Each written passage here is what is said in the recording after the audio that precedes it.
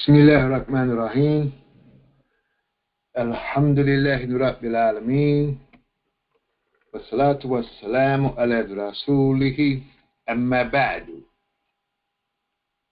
I greet our listening audience. Assalamu alaikum. Welcome to Mali's Ramadan session for students.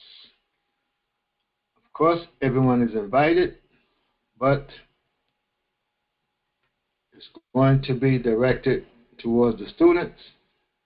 We'll be using a lot of Arabic, but I'm sure those of you who may not even know Arabic, I pray that you benefit from it also. So this is our first day of fasting, our first day of the sessions. We will have them every morning at 8 a.m. Eastern Standard Time. Last night we had the sighting of the crescent. We had people from all over the country, most of the states, sighting the crescent. I think we have more this year than we had in the past who actually sighted the crescent. And we have to keep it going. We have to put the hands of the religion, especially these rituals, has to be in the hands of the common man. Every common man and woman should know how to perform these rituals. You don't need a priesthood standing over you. And then if you want to communicate it to an imam or to a leader of a group that you will be having the Eid with, so forth and so on, that's fine. But everyone should know how to perform these rituals. Yes. And if you're an American living in the United States, everyone should know how to read the Quran on a 6th grade level of comprehension. That's not far-fetched as an American. So let us look at what we're going to be doing today. First day, we're going to look at the 5 sheets. We'll look at the 5 sheets, and what we're going to be doing during this month, 4 times.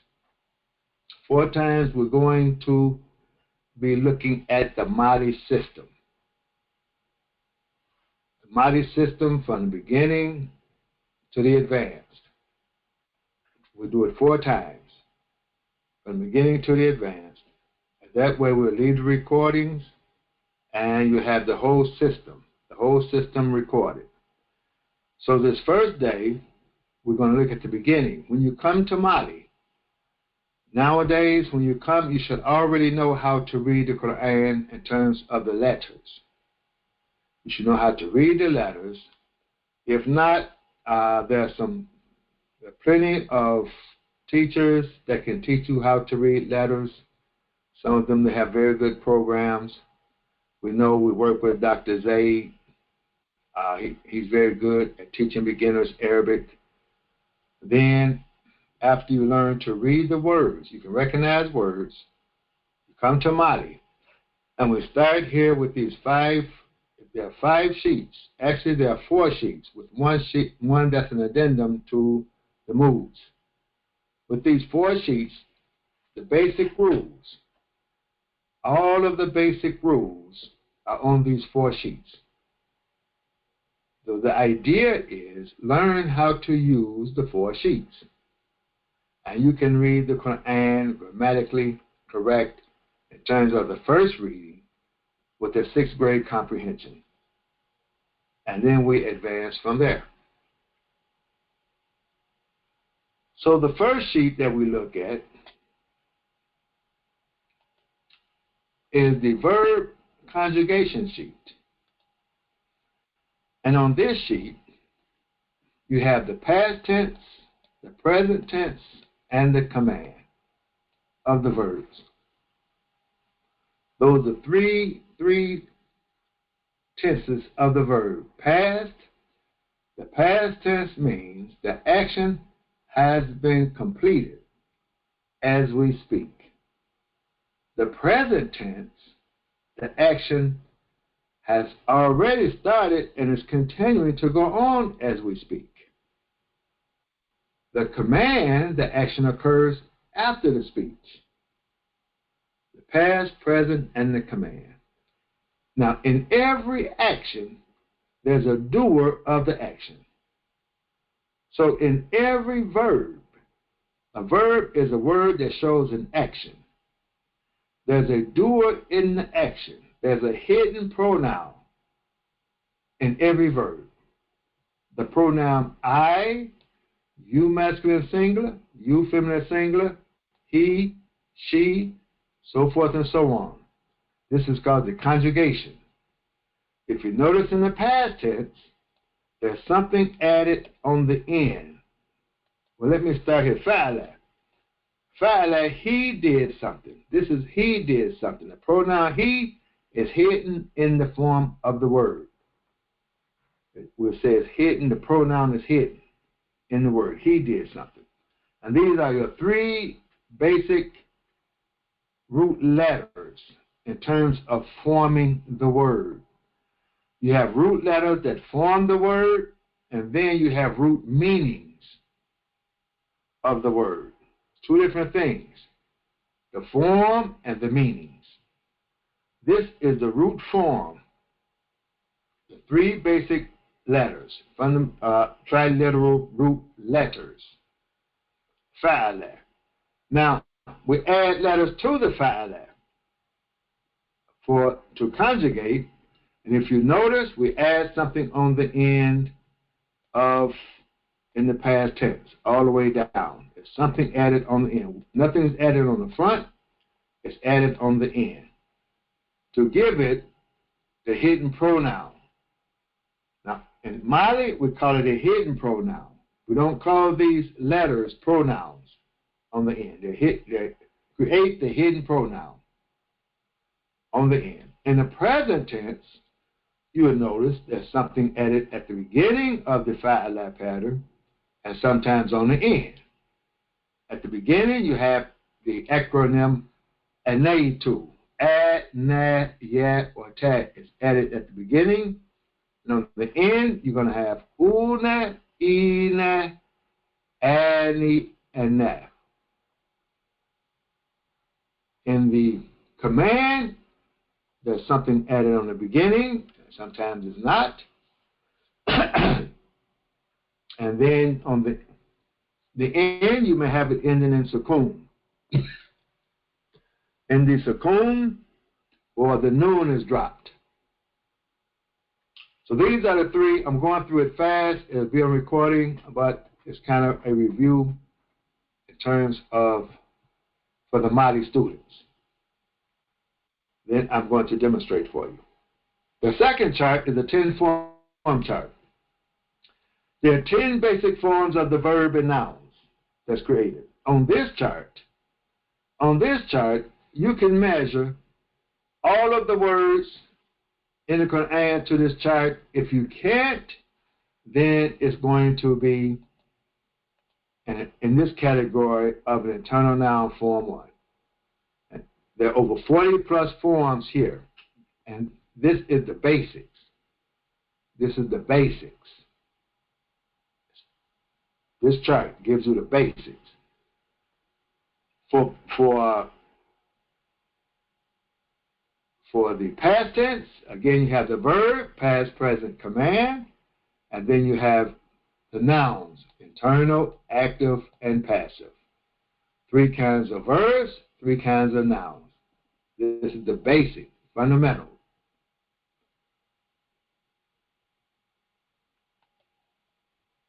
The past tense, an action that has been completed as we speak. He employed. In the present, he employs. He does it now. He employed yesterday, he employs today, and he continues to employ. We say he employs. Here we have the command, employ, hire. In internal noun, we have the thing itself. It's called employment. The active noun is the one who's doing the employment. It's called employer, with the ER on the end. And the passive noun is the one who's receiving the employment. We call it employee. He employed, he employs, employed. Employment, employer, employee. Now we have the different forms. We have in form 2, we add a shadda. That's the characteristic of form 2. We add the shadda, beginning with the verbs. Form 3, we add an aleph after the first root letter. Form 4, we say nothing. This aleph here is just added, this hamza is added to pronounce the sukoon, so we say nothing. Form 1, nothing. Form 2, shadda. Form 3, aleph. That's how we memorize. Form 5. Form 5, we add a shadda. And then we add a ta at the beginning.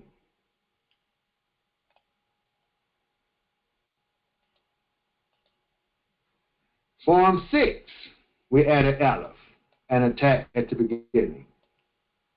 So form 5, shadda. Form 6, aleph. Then look and see if there's a ta. Form 7, we add a noun.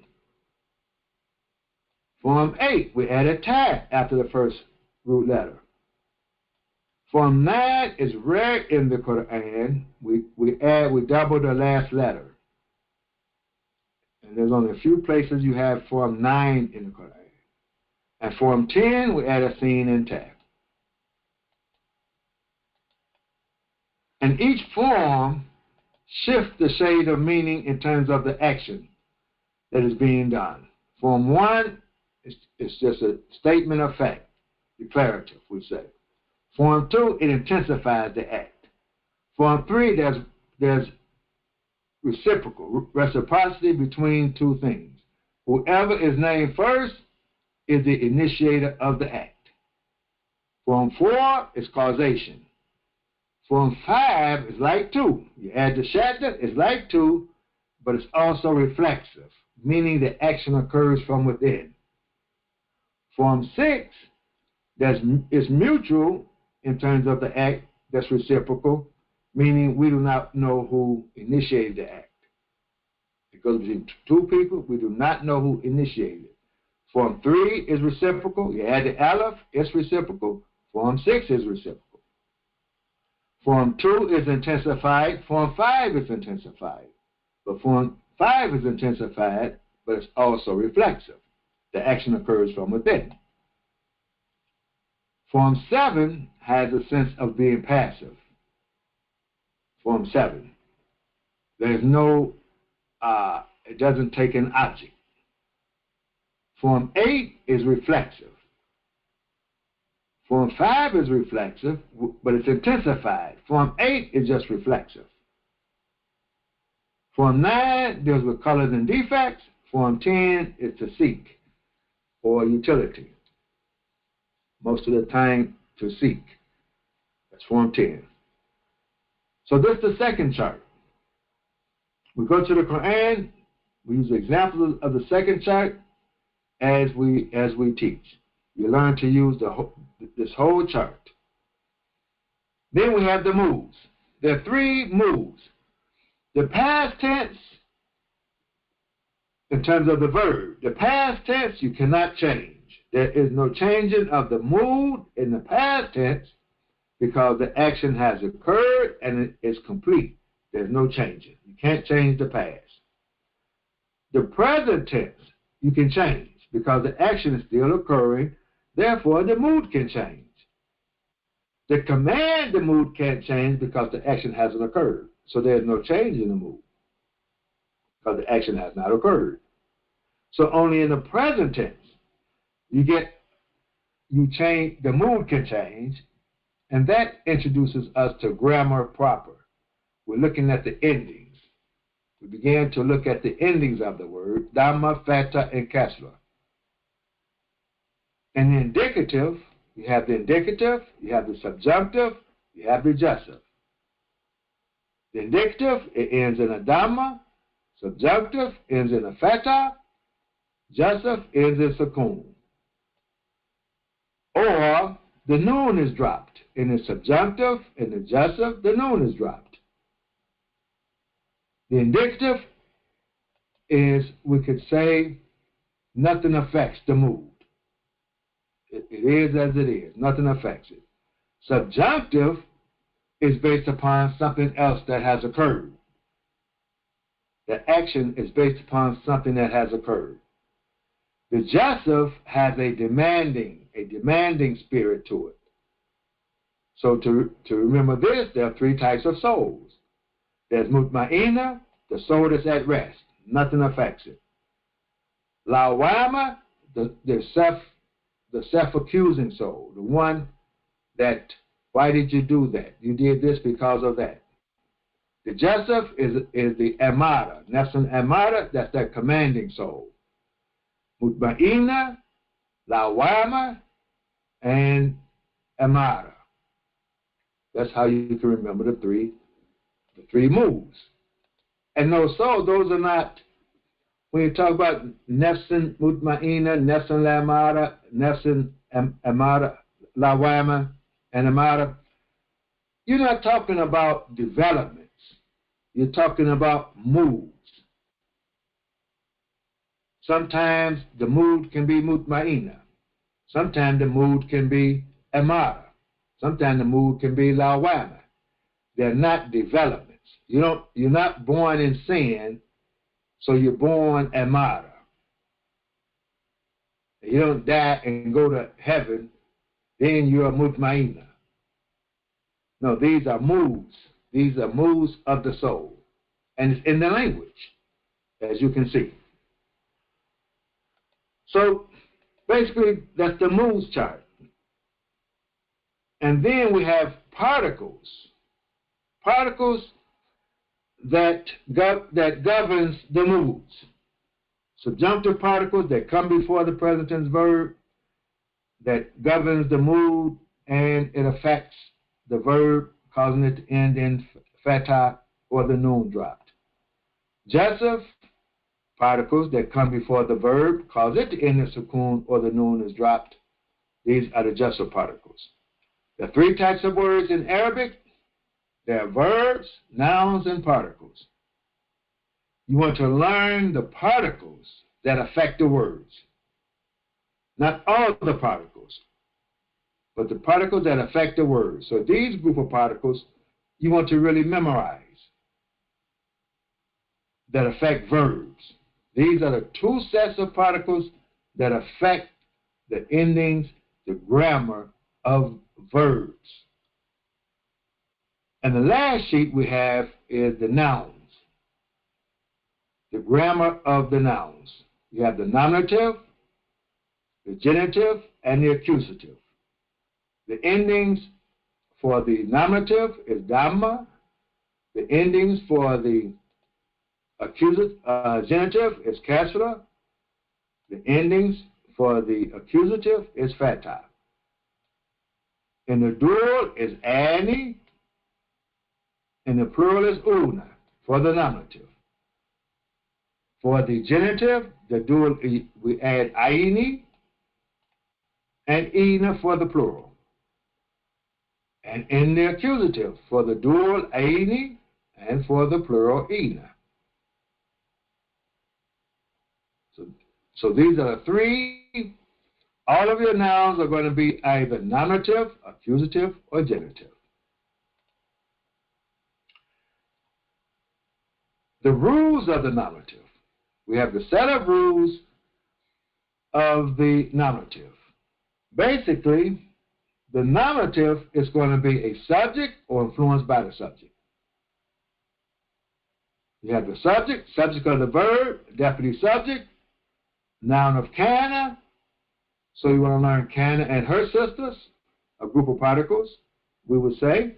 And you have the predicate of ina. You want to learn ina and her sisters. And the genitive is going to be influenced by the preposition. And there are two rules basically we have: object of the preposition, second term possessive. The noun of swearing is in a few places. It's rare. So these are the two rules of the genitive. The accusative, which is very important for understanding, to grasp the understanding of what you're reading. You really want to understand the accusatives. You have the object of the verb. The rules here, they're influenced by a verb. So we say the accusative is influenced by the verb. And it gives you the objective of the action being done. The object of the verb. All of them, we could say, is the objective of the verb. All of the rules. One would be the direct objective. It tells you who or what the action is being done. Is being done to. Then you have emphasis. It's said twice to show emphasis. Purpose as to why you're doing the act. Time, when you're doing the act. Place, where you're doing the act. Condition, how the act is being done. And distinction, you're comparing or counting. So if you learn the object, it's the object, then you want to ask who, what, why, when, where, how, and how many. Who, what, where, when, why, how, and how many. And then we have a set of particles that influence the noun to cause it to be accusative. So you memorize these particles. La, ya, illa. Then you have can and ina again. So you want to really learn the particles that influence the words, either the verb or the noun grammatically. Ina and her sister, can and her sisters, illa, ya, and la. For the nouns. Then you have 5 followers. You have the adjective, the substitute, emphasis, clarity, and sequence. The ones you will come in contact with the most is an adjective, substitute, and sequence. The adjective, if you say the noun that you're describing, the adjective these are all followers of a noun. To translate it, if it's an adjective, you say the adjective first and then the noun, it should make sense.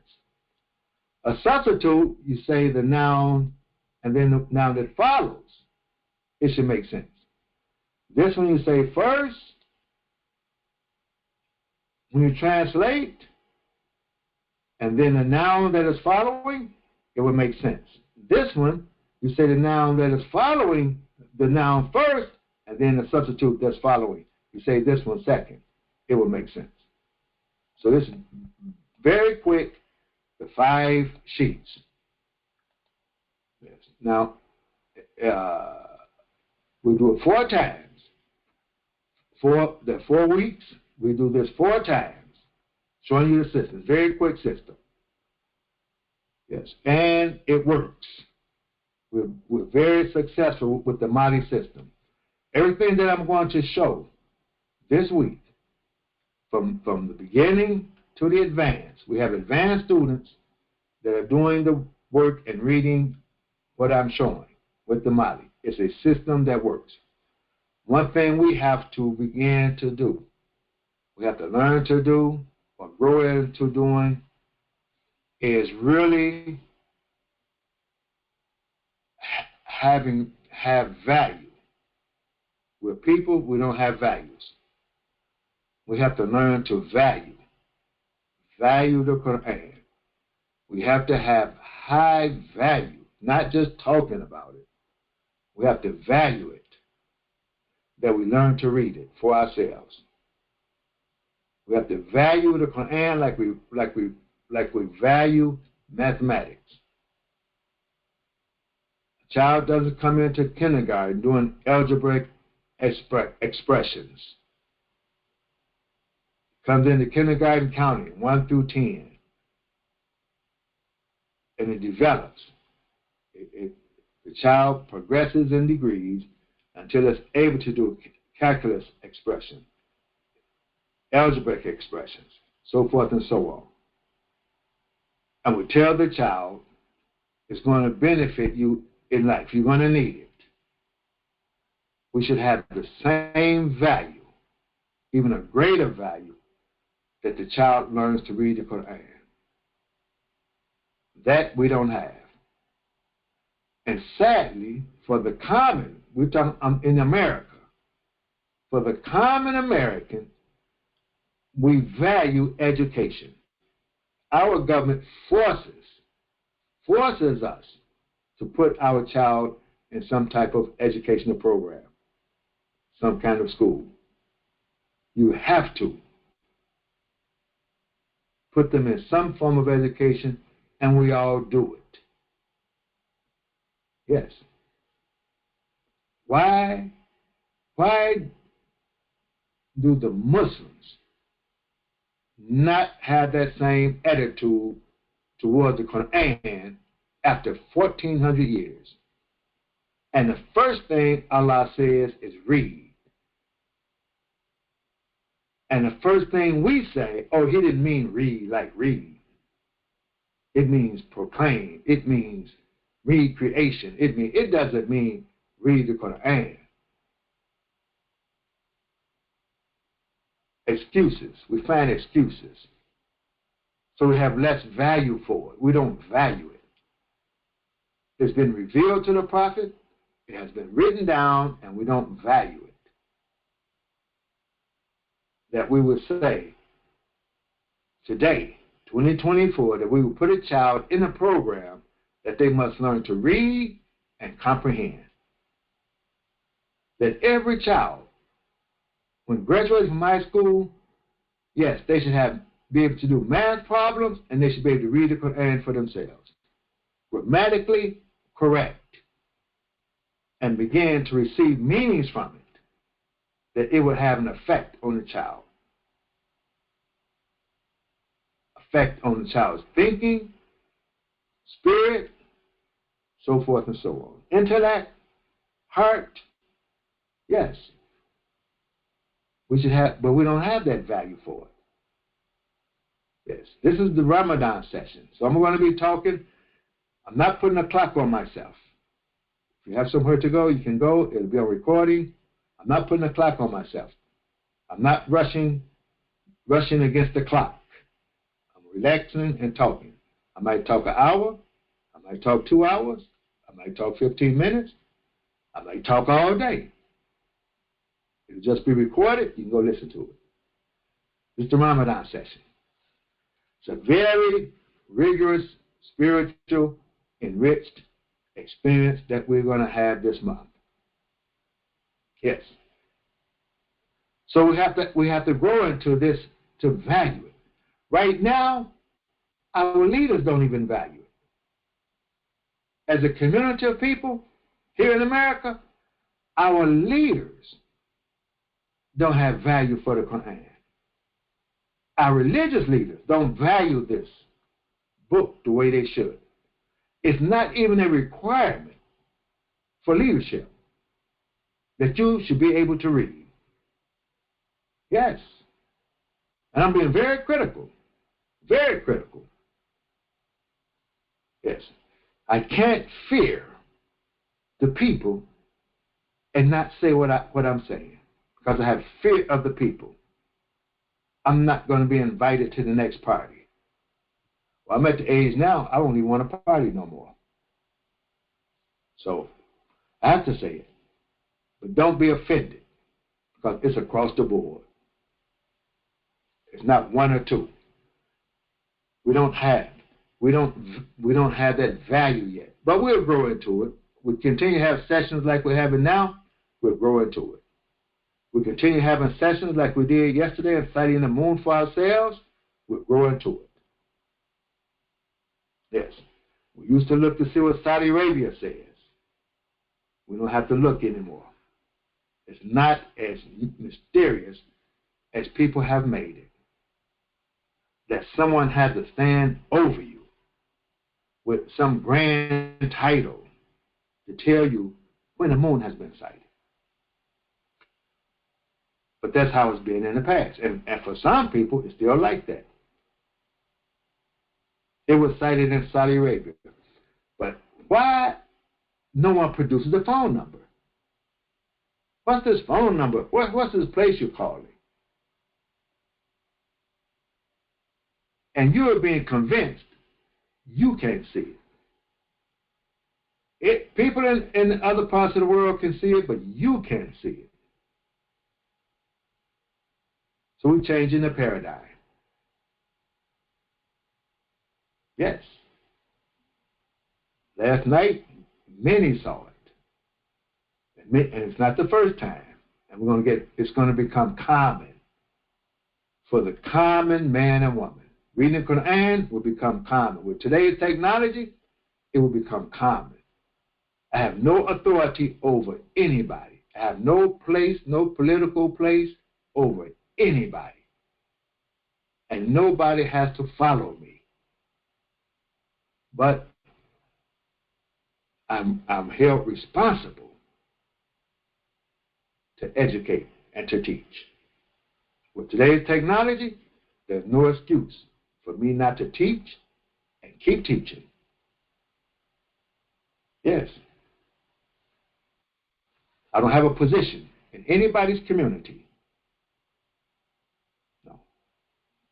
And being a lover of knowledge as I am, I'm beginning not to identify with any community. That I have to fall in place and follow someone who don't value this Quran. Yes. The Prophet, Allah says, read. And the Prophet says, when you read, learn to read, teach 10 others. Yes. Somewhere along the line, and I believe, colonialism, slavery and colonialism, something has occurred in the Muslim world, Muslims throughout the world. Perhaps they paid their leaders not to teach the public. You want to be a leader? You want to get paid? Stop talking like you're talking, Celine, or you won't get paid. Now, across the world, Muslims. We were Muslims when we left Africa. We have the symbolic number 400 years. It's been a long time. We were Muslims when we left. We go back to Africa now and find the common man can't read. We have to ask what happened. For the past 500 years, what happened?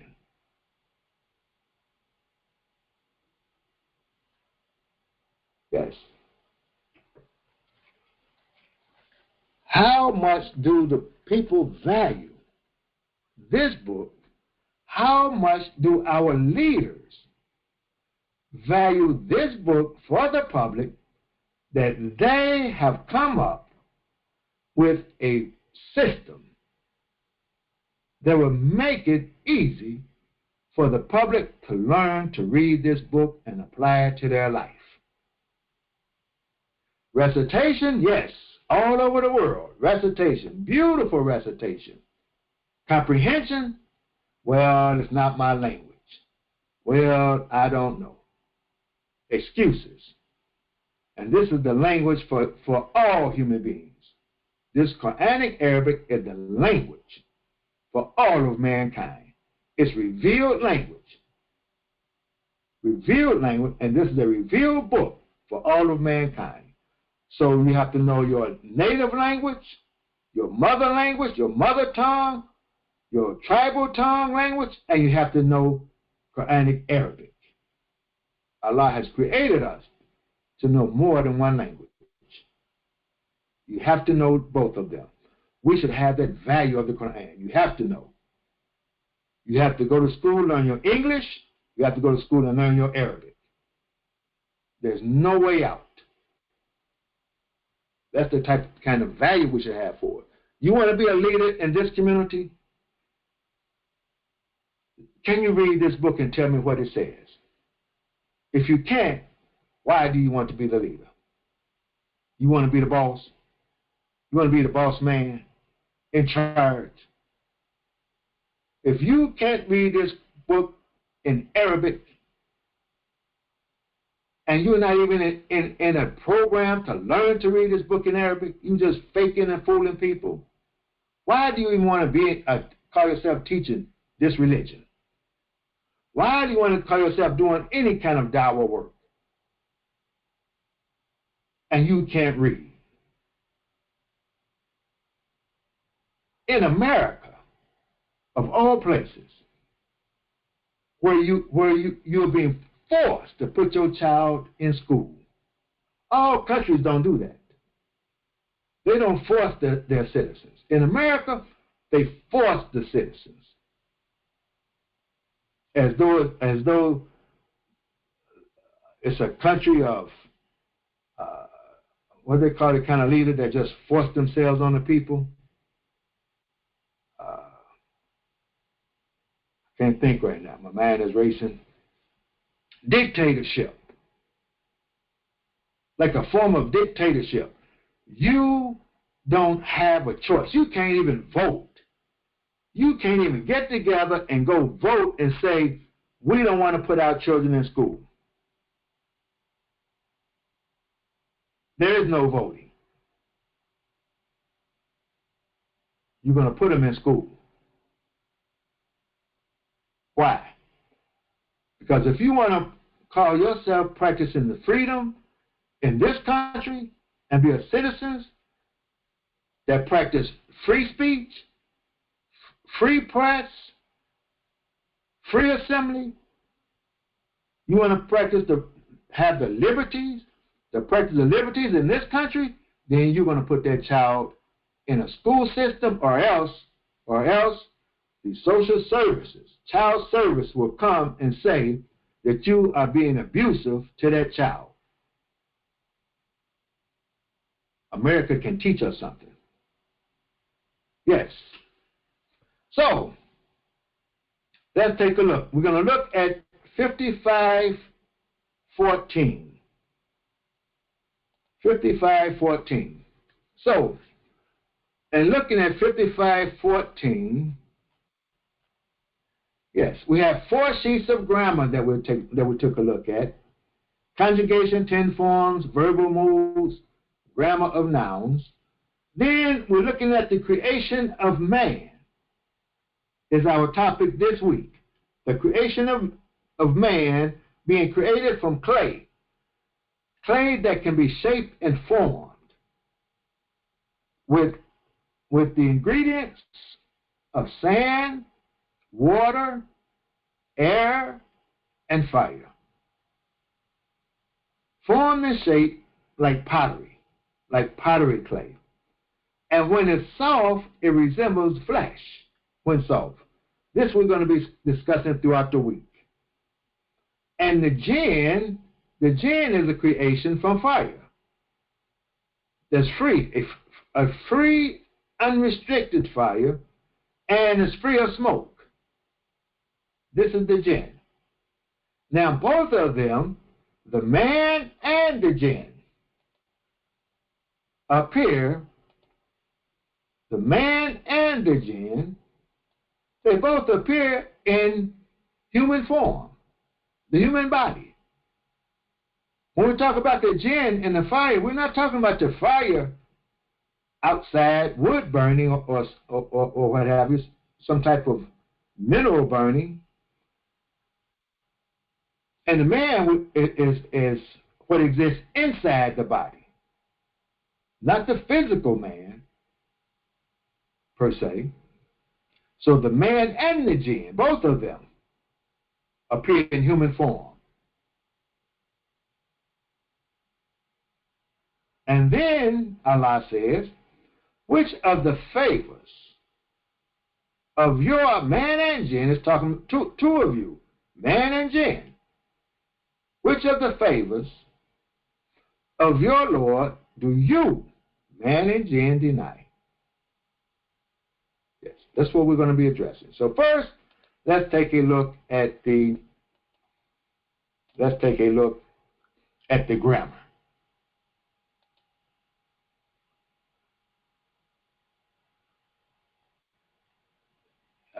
Starting with chapter 55, verse 15. And as I go, I will show you how to use the charts. The first word is where. We have where chalaka, where chalaka. Where. This where, now this book here is Abu Faris. You can get it online, Abu Faris. What I like about this book is that under every word, it gives you the grammatical position of that word. And it's good to use, and the way he has written it, the style that he used, it goes perfectly in terms of the grammar with the way we teach in terms of the Mali system. So underneath we have where. Where is an atfun. And where was not one of the particles that governs the noun or the verb that comes after it. So when you have particles like this, you can get the meaning of it. Just take the meaning of it in the beginning. Don't spend 20 hours trying to dissect the meaning of this particle where. It's just a particle to help join words. So just get the meaning of it when you start. That's how you start with the basics. Just get the meaning. It means and. That's enough. And. You don't have to wrestle with it. Every letter, don't try to get so deep and heavy with every letter. It's too much information to put on the mind. Because and is a lot. It's a lot. It's very broad, but it's very condensed. But the meanings are very expanding. Always expanding the mind. So don't try to take it all in. Don't jump in the ocean and try to swallow the ocean.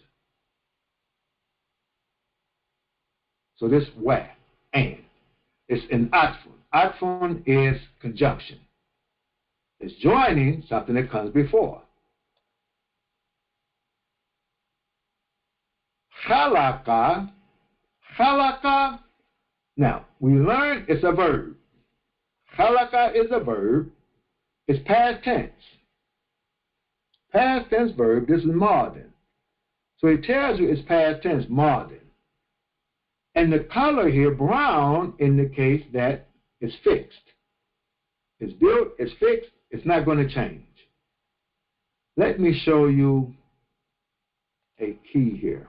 Let's see, where is the key? At the bottom of the page, we have a key here. So we have, if it's pink, it's going to be marfu'un. Marfu'un is nominative or indicative. For the noun, it's nominative. It ends in dhamma. For the verb, it's indicative. Marfu'un. So I'll take my time and show you. So here we have, on the 10 forms, we have marfu'un.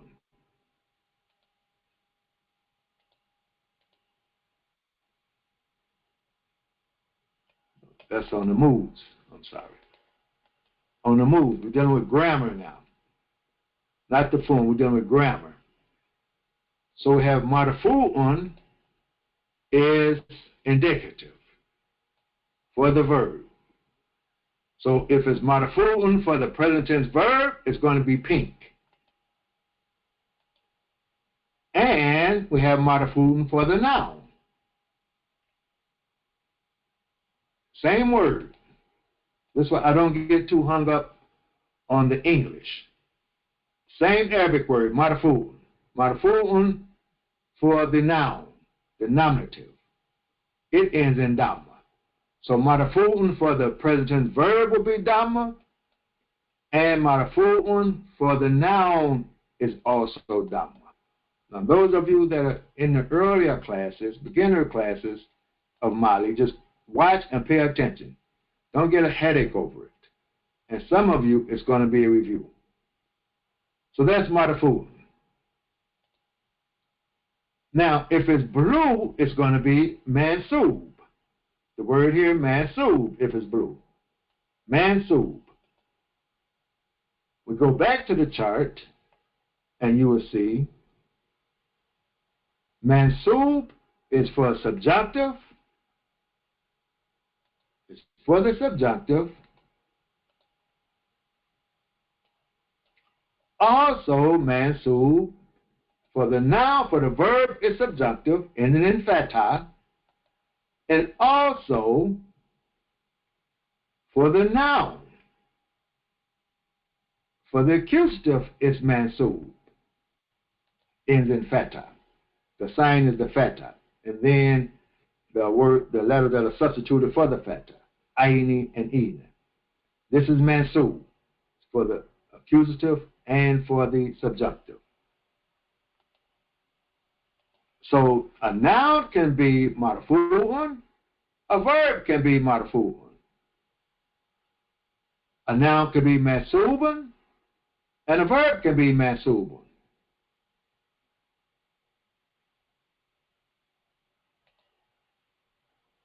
Now, the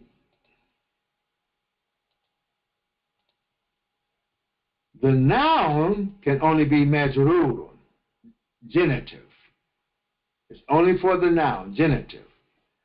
And the verb, majazumun, jasif, can only be jasif. There's no sukun on nouns. No sukuns on nouns, grammatically speaking, and there are no kasras on verbs, grammatically speaking. Sometimes a kasra is used and substitute for something, but grammatically there is no genitive for the verb, and there is no jasif for the noun. There is no majrurun. There's majrurun only for the noun, and majzumun only for the verb. Brown, we have mabniyun. Fitnam mabniyun. It's a fixed verb. It's fixed. It doesn't change. Its ending doesn't change. Like the past tense and the command, they are fixed. And then you have the other nouns are the particles. The other word is particles. You have nouns, verbs, and particles. So yellow is for the particles. So remember, the particles you really want to learn and understand first are those particles that affect the grammar of the word. The other particles, learn their meanings, let it be at that for right now. When you were looking at this in the beginning. You'll get more into it as you learn to read tafsirs. Or else it could be too much. It could be too much information you're trying to take in at one time. So that's the color codes.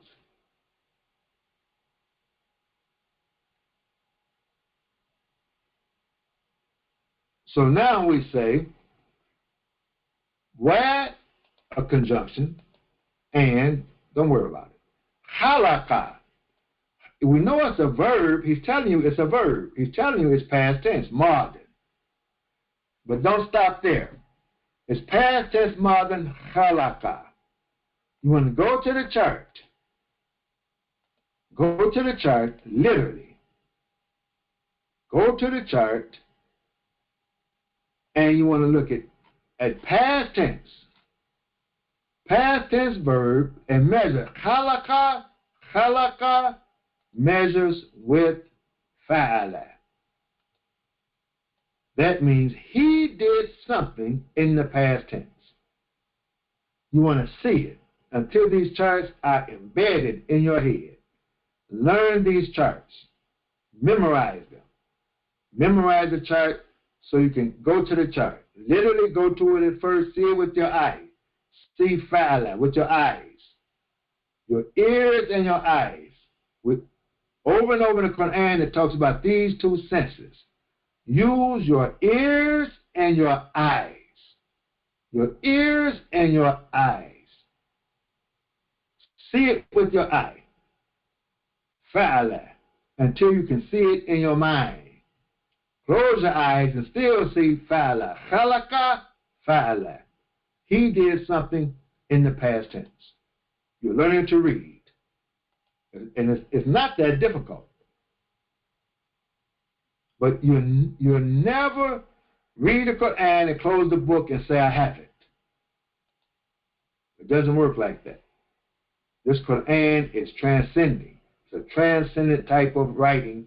You're transcending all the time. You're growing and evolving in every reading. No one can close it and say, I know the Quran now. There's nothing else to be read in it. It's not that kind of book. If we were living in the time of Moses, we would say it's magic. If we're living in the time of Jesus, we would say it's a miracle. But living in the time that we're in, we say it's revelation from Allah. Yes.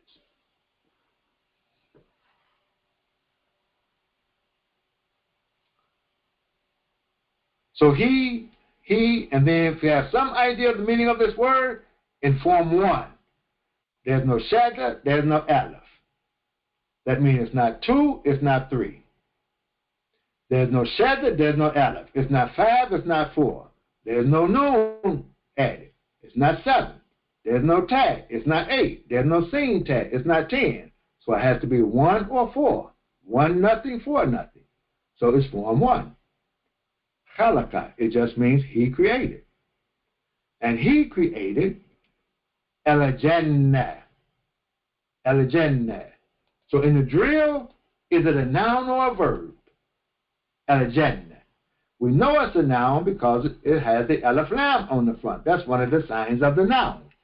It has an alif lam on the front. Al-jannah. We'll go through this drill before we get to Abu Faris. So it's a noun and it ends in fatha. So if the noun ends in fatha, it's going to be accusative. The blue tells us it's accusative. The blue. Then it gives us the rule of the accusative. You got a mean and be he. So now, if you don't know the abbreviations here, it gives you enough information. Go to the chart. You're looking for accusative, a word beginning with mean and having be he in it.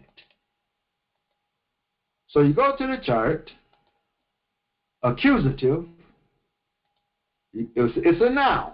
So we're going to the nouns. We're talking about grammar now. We go to the nouns. And we're looking at the accusative.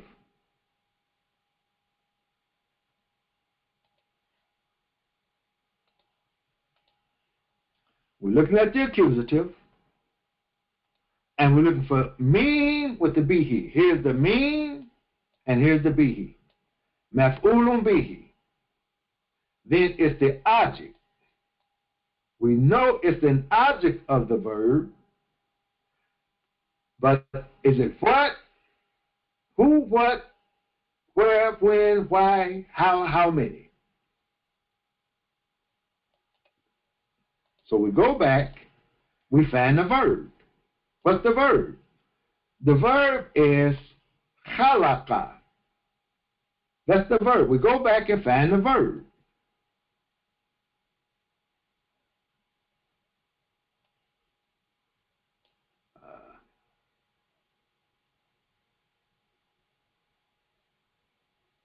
I lost it.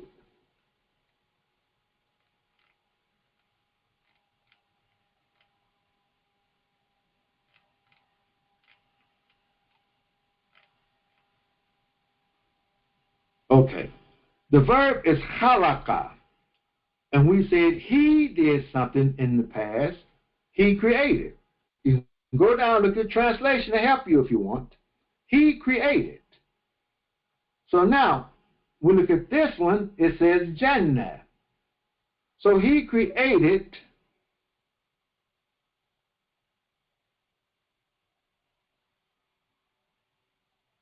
no, we should start here. Al-Insana, 14. Start with 14, I'm sorry. So 14 is he created Al-Jannah. Al-Insana. Khalaqa, same as the past tense verb. Al-Insana. Al-Insana ends in a fatha. We go to the chart. And we know it's a noun because it starts with the alif lam. Here he tells us it's again mean with the bihi. We go to the chart again. Now I could say right now, oh, we already went to the chart. Don't do that. Let's go to the chart again. So when you're studying, have the charts in front of you. Have them in front of you. Let's go again. Some say, oh man, it's getting boring. Yes, it is. That's why I tell stories in the class. I have humor in the class because it can get boring. But doing this, I'm not going to do that.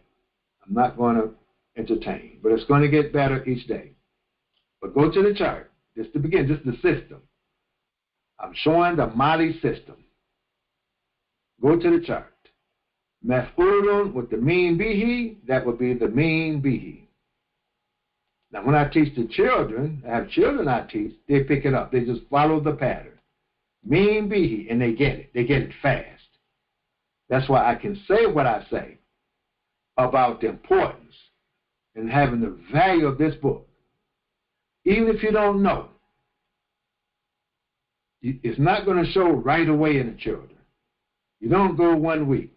All these people selling the snake oil, oh, I could teach you in 1 weekend, and you can do this and this in 4 lessons. Garbage. That's like me going into kindergarten and say, you know what? I can teach you A squared plus B squared equals C squared. I can teach you that in kindergarten. Once you learn it, I can teach you to count to 10. Now you can do the expression. Just substitute letters for this and this and this, and you can do any algebraic expression in 1 day. That's the same thing I'm hearing when I hear people say, oh, I can just have a weekend seminar. You can learn to read Arabic in 1 day. You can learn to read Arabic in 5 lessons. All of that is nothing but religious snake oil.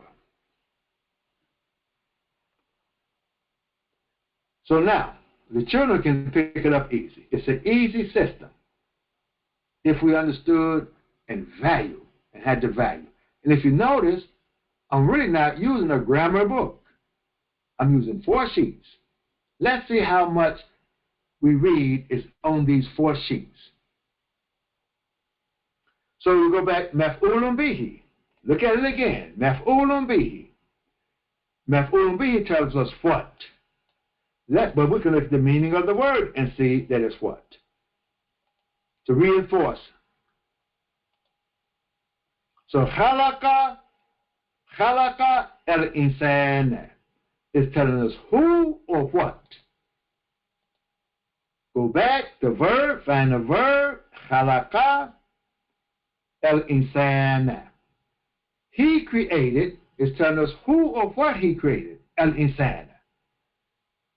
Because he's telling you it's maf'ulun bihi. If you say he created man, it's telling us who he created. So if you really treat these nouns of the subjunctive, of the accusative, as object of the verb. But which object? Who, what, where, when, why, how many? What's the function? What is the functioning of the action that's being done on this noun? It's telling us what. It's what or who he created. Then we have men. Men is a preposition. So there are 5 prepositions. They tell you here it's a preposition, it's a particle. and it affects the ending of the noun. It causes the noun to be genitive. So if we go to the chart, we find the noun is genitive and it's majrurun. He doesn't say bihi here. He just says majrurun. Majrurun. So you go to the chart, majrurun. It's genitive, majrurun. You have majrurun. This is the clue. You have one is majrurun bihi, that's object of preposition, and the other one is mudafun ilayhi, second term possessive. So which one is it? It's majrurun bihi. Majrurun bihi means object of the preposition. That means a preposition came before it. That's why it ends in kasra or tanween kasra, because the preposition came before it. What's the preposition mean? Now, this book you use in the beginning, you wean yourself from the book eventually, and you'll start reading for yourself. Men. There are 5 detached prepositions you should learn. Min, ila, ale, an, fi. And 3 attached. Bi, li, ka. Min, ila, ale, an, fi. 5 prepositions. That's how we teach with Mali, and that's how Abu Faris, that's how he used it also. You look in the dictionary, they may tell you ma'a or other words are prepositions. We don't treat them as prepositions. We treat them as adverbs, nouns that have been converted to adverbs. When we get to it, I'll show you. So this is min salsalin. So he made a complete statement. He created the man. Now, a preposition is going to give us more information that's attached to the statement from salsalin. And we're going to talk about salsalin during the week. Ka is an attached preposition. We said bi, li, ka. So he tells you it's a particle, but he tells you what kind. It's a preposition. You want to know these particles because it affects the ending grammatically of the noun that follows. It ends in a kasra. So it's majrurun. Go to the chart. Look at the chart. Have the chart right next to you. Look at the chart. Majrurun. We come here, majrurun. So we're going to say majrurun bihi, object of the preposition. This is the drill. In Mali, we drill. I drill you, I drill you, I drill you. You come to Mali, you want to learn, you're going to be drilled. And you should want to be drilled. That's how you want to learn. And you're going to be good. You're not going to be average. To come to Mali an hour and a half a week, and we have ages above 50 years old, they're learning. So I know what we would do if we had ages from 25 to 40. If we had ages from 25 to 40 that had value in this book, had value of this book, believe me, it will be a renaissance overnight in this community. And with the teachings of Imam W.D. Muhammad, it will put us on top. And we're going to look at sources. Sources, Arabic sources, that would also help us understand Imam W.D. Muhammad. It will put us on top of the world.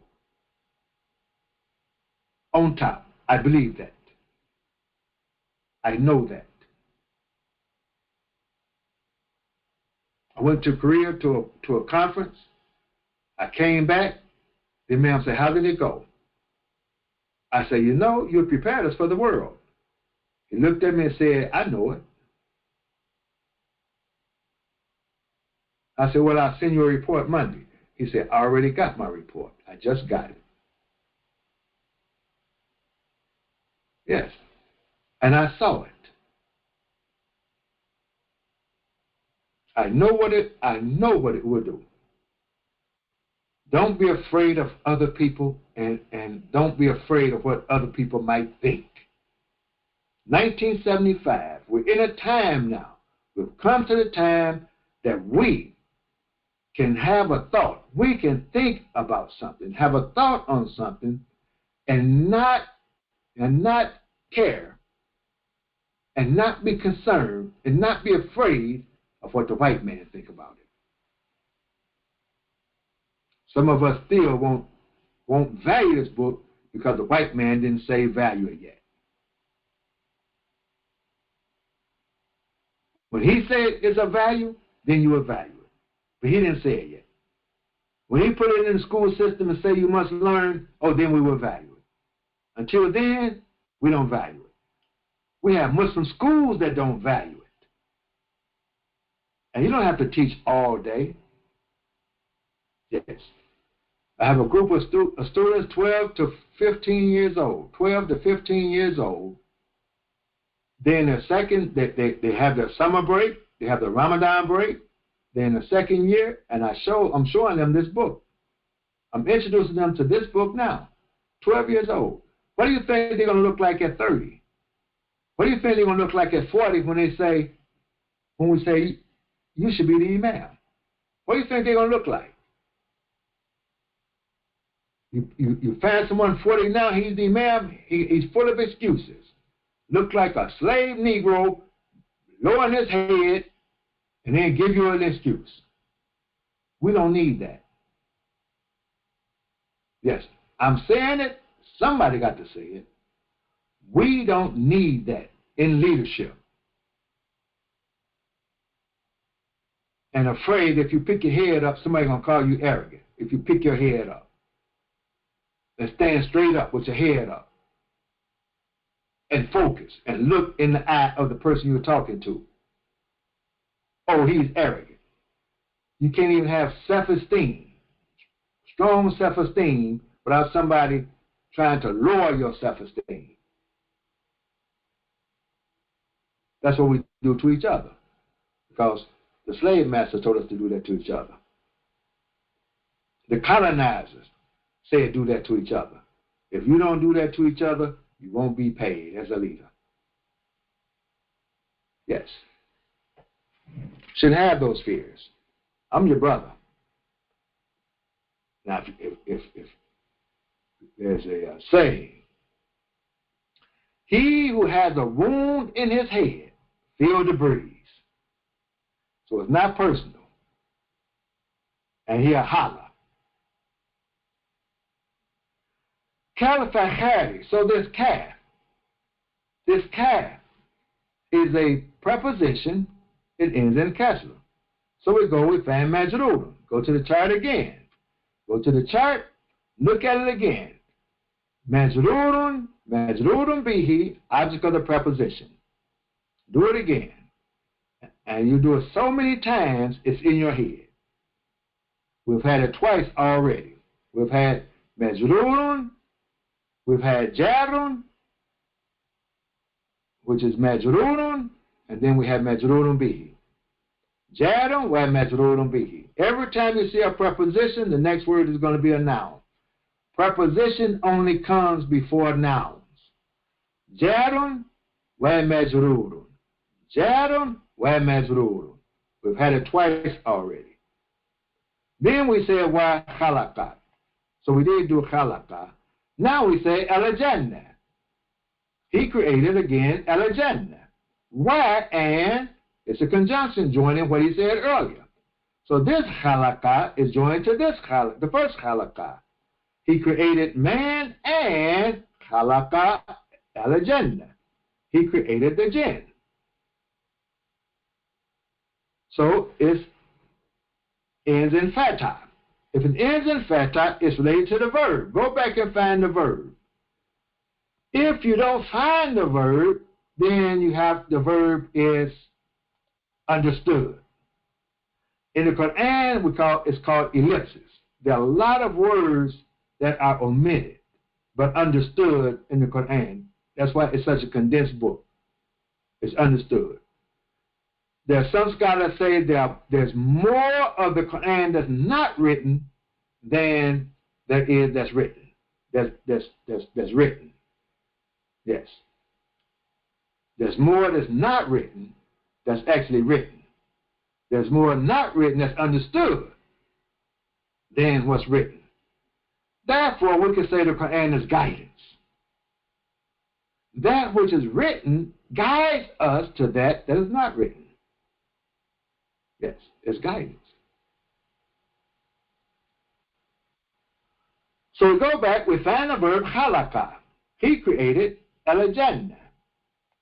You can find the meaning, al-jannah, and then we go and we look, it's going to be what? It's going to be accusative because of the blue.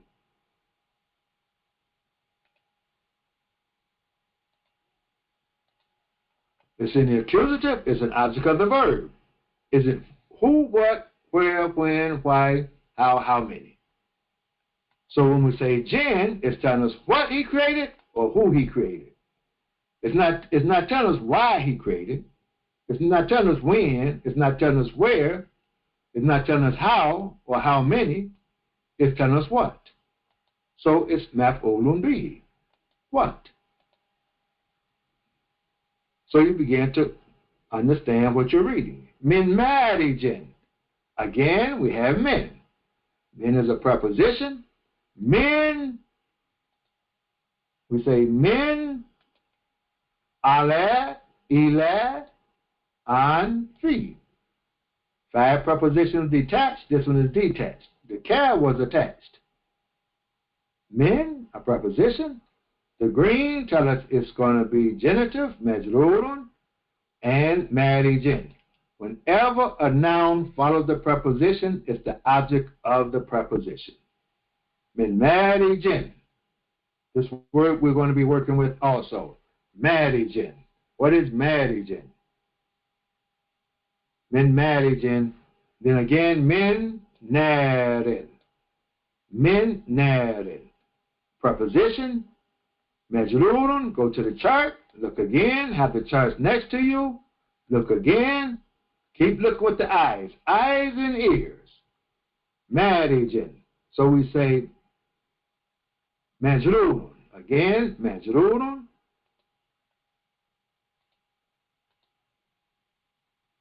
Majrurun means genitive also. It is majrurun bihi.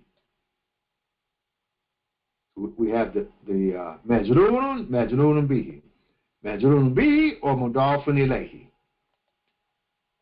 Inshallah, when we get to mudafun ilayhi, we will show that, and so you can see, you can start reading to see the relationships.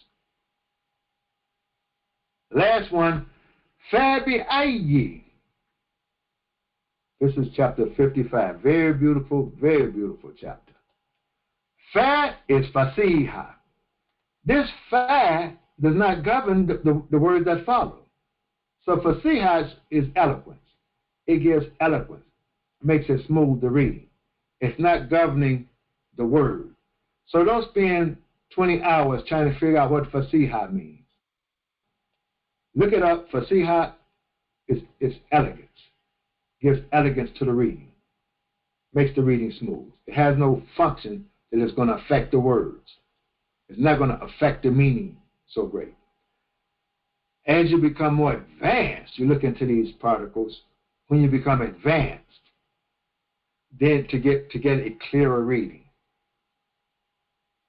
First, learn how to read, and then as you go, the reading gets clearer. So I wouldn't spend a lot of time here with information about this fact. It's not affecting anything in the beginning, so don't worry about it.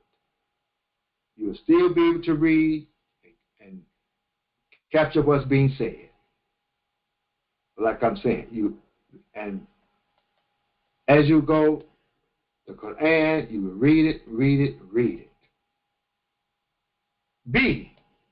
Remember, the B is, we have these dots here. It means these words are attached.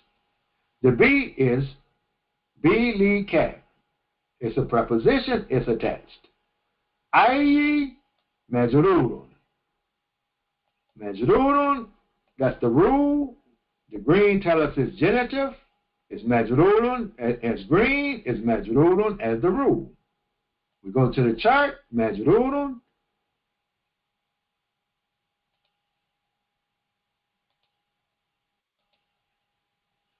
Again, majrurun bihi. This is the rule with majrurun in it. Object of the preposition. Preposition, object of the preposition. Jarun, preposition. Majrurun bihi, object of the preposition. Jarun wa majrurun.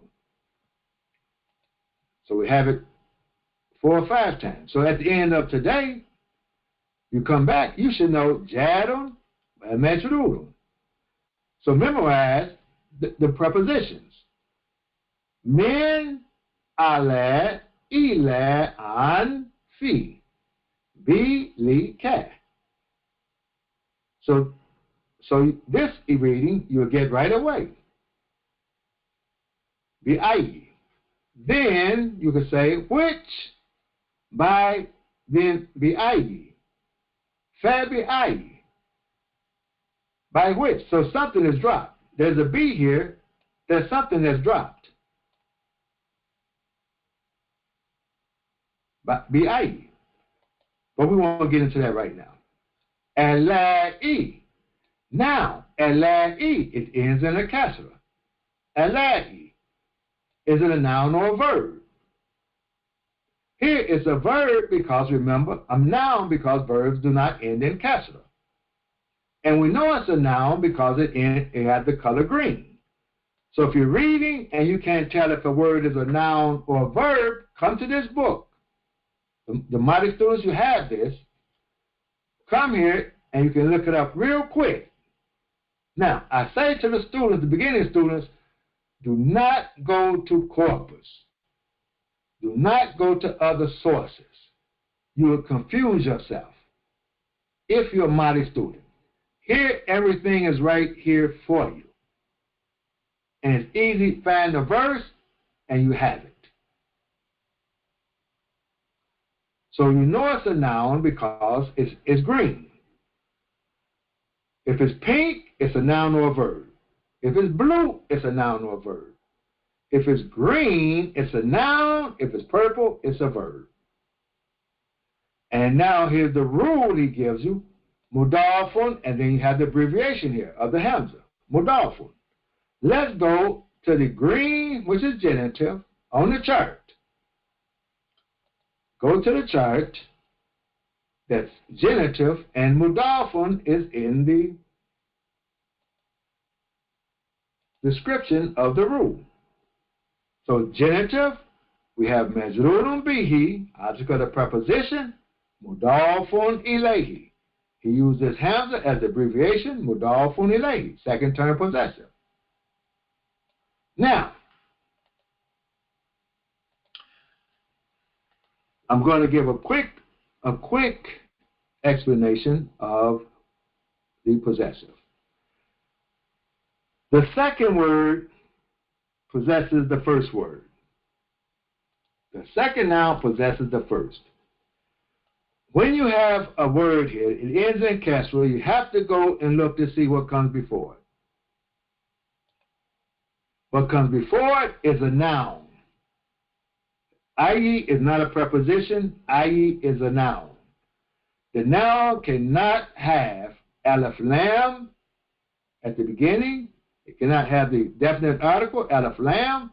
It cannot have tanween. This noun does not have tanween. It does not have alif lam.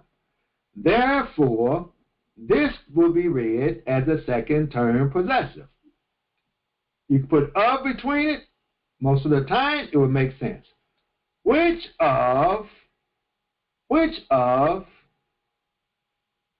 favors? Which of the favors? And then you're going to have what be.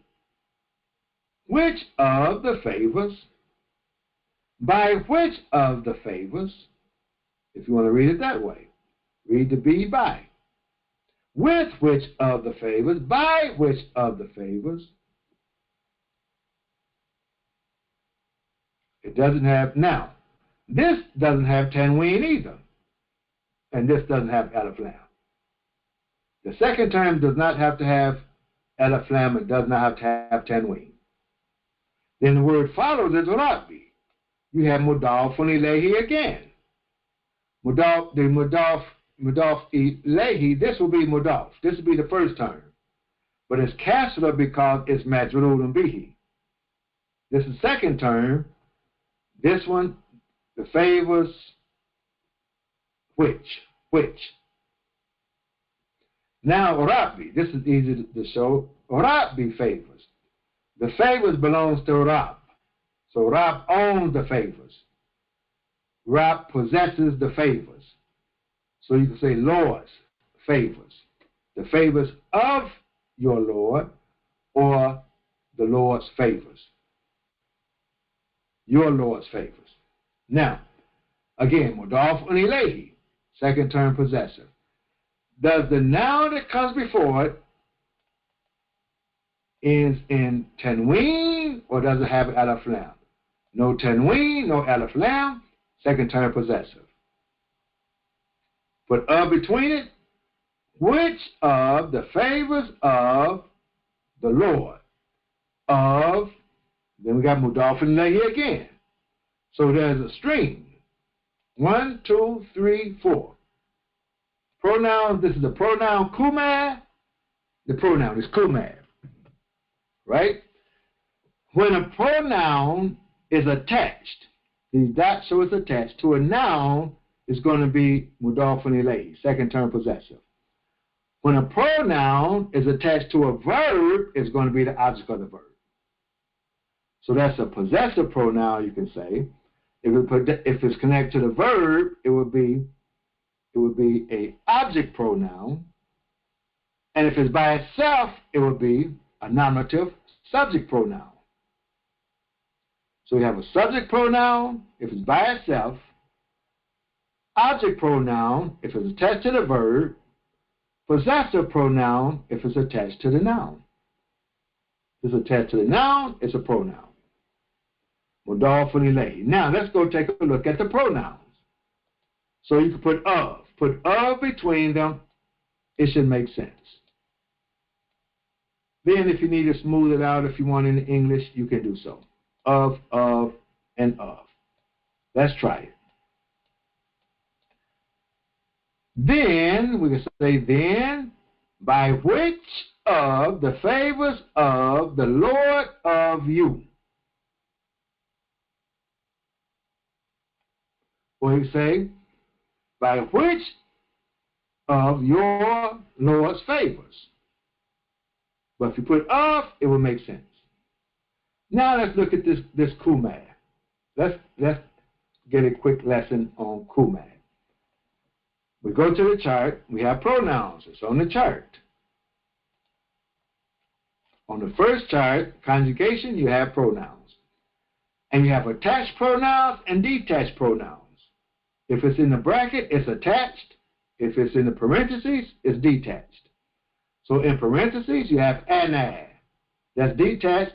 When it's attached, you add the E to it. Anta, you just add ka. Anti, ki. Huwa, hu. Hiya, ha. Nahnu, na. Antum, kun. Antunna, kunna. Hum, hum. Hunna, hunna. Doesn't change. Antuma, kuma. That's the one. Kuma. You, masculine and feminine dual. To men, to women, or a man and a woman. It's you, dual. You. So it's saying here, Kumar, the Lord of you. It's you, but it's you too. It's not two favors. It's two of you, the favors of the Lord of you too. Not two favors. It's many favors. This is plural, many favors. Which of the favors, not two favors, of the Lord of you too. So if we look at in the context, Who are the two we're talking to? We're talking to man and we're talking to jinn. Both of you. Both of you in human form. Which of the favors of your Lord you too to kadhibani is mudari. Here we have mudari on.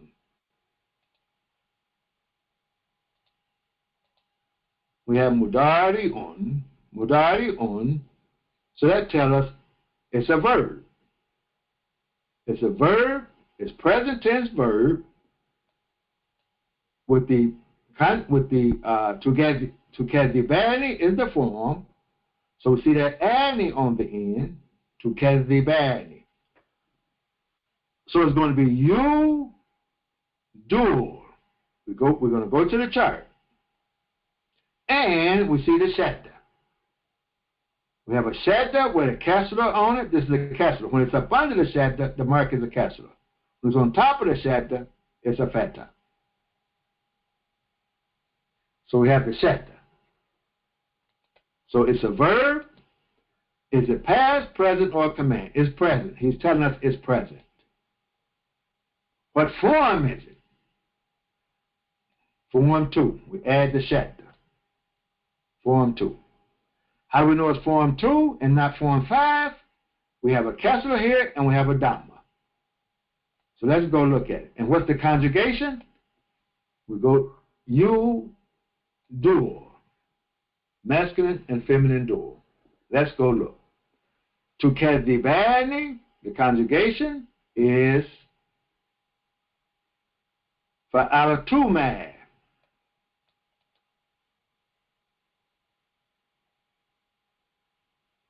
Let's go look at it. To kadhibani. It's present tense. So it's tef'alani. Tef'alani. Right? Now, let's go and look at the form. We had a shadda.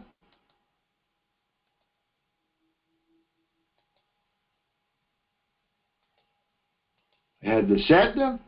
Form 2. You have you fat. If it's dual, it's going to be you fat ilu. It's going to be you fat ilani. So if it's you, it's going to be tu fat ilani. All of these forms can be conjugated. So you fat ilu become tu fat ilu. And a dual it becomes tu fat ilani. Yef alani in form 1, form 2. Yef alani in form 2, tu fat ilani. In form 3 it be tu fat ilani. Form 4 be yuf ilani. Form 5, yetafat alani. It has to be, all of these can be conjugated. You learn how to use the charts. And it's form 2 because you have the dhamma. Form 5, you have a shadda in the present tense, but you have a fatha on the first letter. Form 2, there's a kasra and a dhamma. That's why we know it's 2 and not 5. That means the act is intensified. There's causation, but it's intensified. That shadda intensifies the act. It intensifies it. So let's go back. So we're saying you two are doing the act. 2 of you are doing the act. And 2 of you are what? 2 of you are rejecting or lying. 2. The Lord of you two, that you two denied, and you're doing it with intensification, strong, to kadhibani. Yes. So some of you, I know I'm correcting, it's not 2 favors, it's 2 of you. And the 2 in the context here. And the context is man and jinn. When you look back, what 2 are we talking to? We're talking to the man and the jinn. Yes. So We stop here. Today we dealt with the grammar. Tomorrow I have the, for the students, I have the